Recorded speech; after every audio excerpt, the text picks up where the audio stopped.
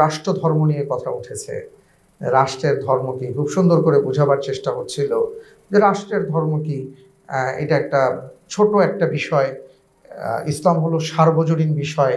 এটাকে এই ছোট বিষয়ের সাথে কেন সম্পৃক্ত করা হচ্ছে? তো রাষ্ট্রের ভাষা যদি আপনি বলতে পারেন, রাষ্ট্রের আইন যদি বলতে পারেন, হ্যাঁ, রাষ্ট্রের নাগরিক বলতে পারেন, রাষ্ট্রের ধর্ম থাকতে সমস্যা কি? কোরআনে আল্লাহ তাআলা আপনি কারো ঘরে প্রবেশ করবেন সেই নীতিমালাটা পর্যন্ত দিয়ে দিয়েছে। ওখানে দ্বন্দ্ববিধি কি হবে অপরাধের সেটা বলে দিয়েছে। অর্থনীতির চাকা কিভাবে ঘুরবে সেটা বলে দিয়েছে। খাদ্যনীতি কি হবে সেটা বলে দিয়েছে। অর্থাৎ কোনো বিষয়ে কোরআন বলে নাই এমন কিছু নাই। কিন্তু আমাদের সমস্যা হলো আমরা আমেরিকার অমুক কি বললেন, রাশিয়ার তমুক কি বললেন, ইন্ডিয়ার ওই ব্যক্তি কি বললেন, ওগুলো নিয়ে খুব চর্চা করছি। অনেক বই ওনারা মোটা মোটা বই নিয়ে এসে বলেন, কিন্তু ওনারা কোরআন কিন্তু দেখেন না। যিনি আমাদেরকে সৃষ্টি করেছেন তার বিধানটাই আমাদের সংবিধান হবে, এটা তো আমাদের সবার প্রথম চাওয়া। কারণ কোরআনিক সংবিধানের উপর বড় কোনো সংবিধান তো হতে পারে না। আল্লাহ রাসূল সাল্লাল্লাহু আলাইহি ওয়াসাল্লাম তার ব্যক্তিগত জীবন থেকে নিয়ে রাষ্ট্রীয় জীবনের সব জায়গায় তিনি কোরআনিক বিধানকে উপস্থাপন করে, বাস্তবায়ন করে, প্রমাণ করে দিয়ে দিয়েছেন মাত্র 23 বছরের জীবনীতে, যে একটা মানুষ তিনি রাষ্ট্রের সর্বোচ্চ জায়গায় গিয়ে একটা পৃথিবীকে শান্তির ঠিকানা দিতে পারে, সেটা হলো যিনি পৃথিবী সৃষ্টি করেছেন, পৃথিবীর মানুষকে সৃষ্টি করেছেন, তার বিধান যদি তিনি কায়েম করতে পারেন। তো এরপরেও যেহেতু কোরআনিক সংবিধান বা ইসলামিক সংবিধান বা শরিয়ার সংবিধানটা আমরা পাবো না বা পাচ্ছি না, আমরা সেই আশায় আছি, সেই স্বপ্ন দেখছি, আল্লাহ তাআলার কাছে দোয়া করছি, আমরা কাজ করছি, হয়তো কোনো একদিন আসবে ইনশাআল্লাহ। কিন্তু তার আগে আমাদের সেই রাস্তাগুলো তো পরিষ্কার করতে হবে। তো সেই পরিষ্কারের কাজটা আলহামদুলিল্লাহ ভাইয়েরা করছেন, এবং আমরা এই কথাগুলোই তাদেরকে বলেছি যে কিছু কিছু ব্যাপার তো আছে এমন যে পুরোপুরিভাবে সংবিধান এমনভাবে রচিত হয়েছে যেটা একেবারে শিরক এবং তাওহীদের সাথে সাংঘর্ষিক, যেটা একজন মুসলমান বিশ্বাস করতে পারেন না। যে কথাগুলো ভাইয়ের আগে বলেছেন যে জনগণ সকল ক্ষমতার উৎস, আমরা একটা কথা শুনতাম, তাই না? তো এটা কি করে হতে পারে যেখানে আল্লাহ সুবহানাহু ওয়া তাআলা বলেছেন ইন্নাল্লাহা আলা কুল্লি শাইইন কাদির। বা আমরা পৃথিবীর ইতিহাস গবেষণা করলে, খুব পৃথিবীতে যাওয়ার দরকার নেই, বাংলাদেশের ইতিহাস গবেষণা করলেই দেখবেন যে জনগণ তো কম আন্দোলন করে নাই, কিন্তু ক্ষমতা থেকে সরাইতে পারে না, কিন্তু আল্লাহ তাআলা যখন চেয়েছেন তখন সেটা চলে গেছে। তা এমন অনেক বিষয় আছে যে বিষয়গুলো তারা চেষ্টা করেছেন। আমাদের বক্তব্য ছিল এর সাথে এটাই যে আল্লাহ সুবহানাহু ওয়া তাআলা একটা রাষ্ট্রের ভিত্তি বা মৌলিক ভিত্তি হিসেবে বলেছেন আল্লাযীনা ইম্মাক্কান্নাহুম ফিল আরদি আকামুস সালাহ ওয়া আতাউস যাকাহ ওয়া আমারু বিল মা'রুফ ওয়া নাহাউ আনিল মুনকার। এখানে আমরা দেখি যে অন্যদের সাথে আমাদের আর কি ভাই যেটা বলেছেন যে সস্তা জনপ্রিয়তা পাওয়ার জন্য কেউ কেউ দেখা যায় যে এমন এমন কিছু কথা বলেন, এমন কিছু আপিল করেন, এমন কিছু প্রস্তাবনা দেন যেটা শুনতে ভালো লাগে, বা একটা শ্রেণী সেটা লুফে নেওয়ার চেষ্টা করে, আর তারাও সেটা চান যে আমার পণ্যটা বিক্রি হোক, আমি চাই আর কি, তারা তাদের ক্রেতাদেরকে আকৃষ্ট করেন। কিন্তু আল্লাহ তাআলা যেই মৌলিক নীতিমালা দিয়েছেন এটার মধ্যে যদি আমরা থাকি তাহলে পৃথিবীতে ইনসাফ কায়েম হবে, ভারসাম্য রক্ষা হবে। আমি সেদিন এতটুকু বলেছিলাম যে দেখেন আল্লাহ তাআলা যে একটা রাষ্ট্রের অবকাঠামো কি হবে তার 4টি মূলনীতি বলেছেন। তো 4টির মধ্যে 4টা হলো মুসলমানদের জন্য আর 2টা হলো অমুসলিমদের জন্য। সালাত কায়েম করার জাকাতের ব্যাপারটা আমরা জানি যে সালাত কায়েম করার সাথে আমার গোটা জীবনটা জড়িয়ে আছে। আমার যাপিত জীবনের সব কিছু আমি সালাত থেকে শিখতে পারি। আর জাকাত হলো এমন বিষয় যে আপনি যদি ঠিক মতন জাকাত দেন, ঠিক জায়গায় জাকাত দেন, আমাদের জীবন অর্থনীতি ছাড়া আর কি এটা চলবে না। তো জীবনের জন্য অর্থের দরকার আছে, আর জীবন পরিশুদ্ধতার জন্য সালাতের প্রয়োজন। সুনাগরিক আমরা যাকে বলি, তা আপনি যদি সুনাগরিক হতে চান তাহলে আসলে সালাতের বিকল্প নেই। এটা মুসলিমদের জন্য তো 4টা অংশ যেটা বলছি। তো বাকি 2টা কি? ওয়া আমারু বিল মা'রুফ ওয়া নাহাউ আনিল মুনকার।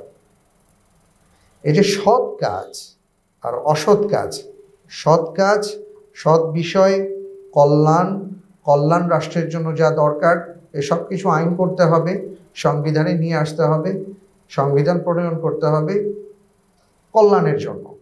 এবং সেটা বাস্তবায়ন করা, আর সকল অকল্যাণ যেন দূরীভূত হয় ওটার দিকে খেয়াল করে যত কিছুর থেকে অকল্যাণের অন্ধকার ঢুকতে পারে ওই ছিদ্রগুলোকে বন্ধ করে দিতে হবে।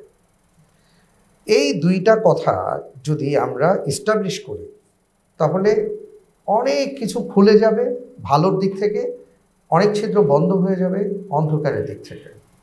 যেমন ভাই যেটা বলছিলেন যে যেমন জেন্ডার নিয়ে কথা উঠেছে,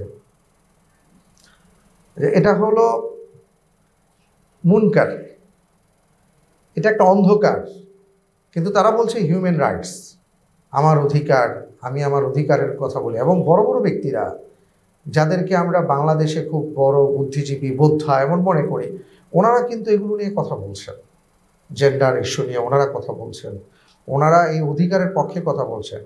এখন ওনাদের অবস্থাটা হলো এমন যে একজন ড্রাইভার যদি বলেন যে গাড়ি চালানো আমার অধিকার, কোন দিক দিয়ে চালাবো এটা আমার ব্যাপার।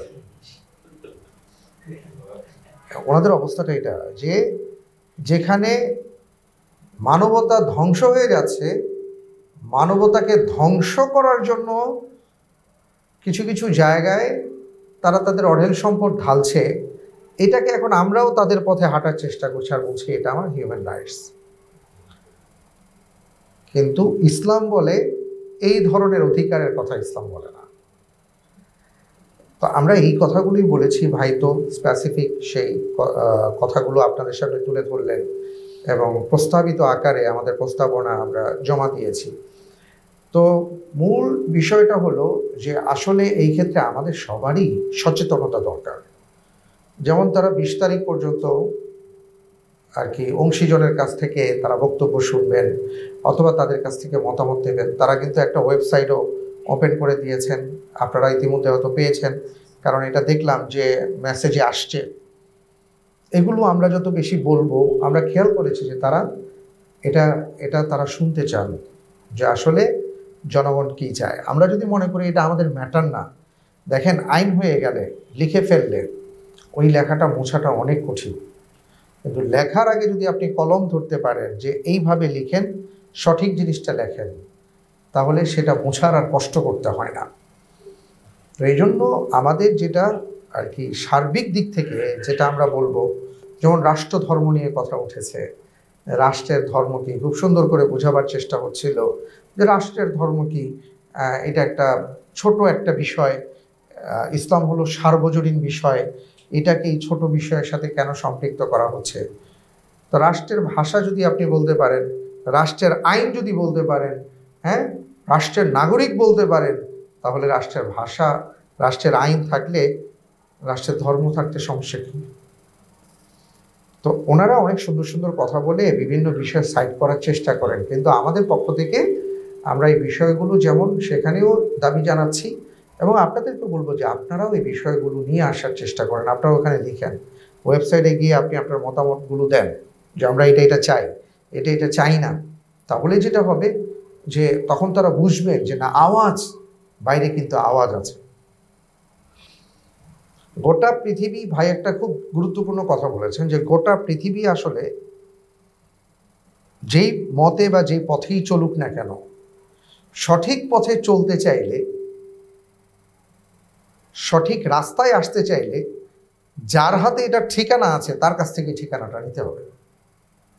এখন আমরা নানা জায়গা থেকে নানা ধরনের চেষ্টা করছি, তদবির করছি, পারছি না, কারণ আসল ঠিকানাটা যার কাছে, আমরা তার কাছে যাচ্ছি না।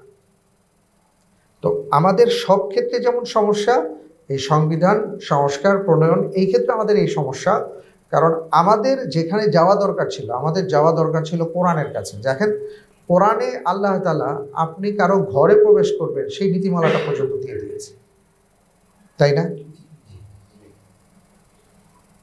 ওখানে দ্বন্দ্ববিধি কি হবে অপরাধের সেটা বলে দিয়েছে, অর্থনীতির চাকা কিভাবে ঘুরবে সেটা বলে দিয়েছে, খাদ্যনীতি কি হবে সেটা বলে দিয়েছে। অর্থাৎ কোনো বিষয়ে কোরআন বলে নাই এমন কিছু নাই। কিন্তু আমাদের সমস্যা হলো আমরা আমেরিকার অমুক কি বললেন, রাশিয়ার তমুক কি বললেন, ইন্ডিয়ার ওই ব্যক্তি কি বললেন, ওগুলো নিয়ে খুব চর্চা করছি।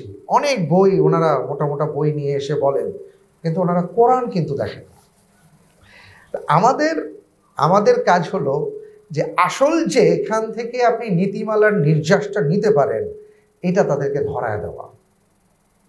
তো এই জন্য আমরা বলবো যে আমরা তো বলছি আমাদের আওয়াজ কি ছিল, আমরা কি বলেছি, এবং আমরা বলবো যে আমাদের এই ভিডিওটার ক্ষেত্রে আপনারা শুনবেন, শুনে আরও কি কি বলা যায়, আরও কি অ্যাড করা যায়, যেটা সত্যিকার অর্থে অ্যাড করার মতন, সেটাও যদি আপনারা দেন, আমরা ইনশাআল্লাহ তাআলা 20 তারিখ পর্যন্ত আমাদের হাতে সময় আছে, আমরা ইনশাআল্লাহ তাআলা সেটা অ্যাড করে তাদের কাছে প্রয়োজনে আবার পাঠাবো।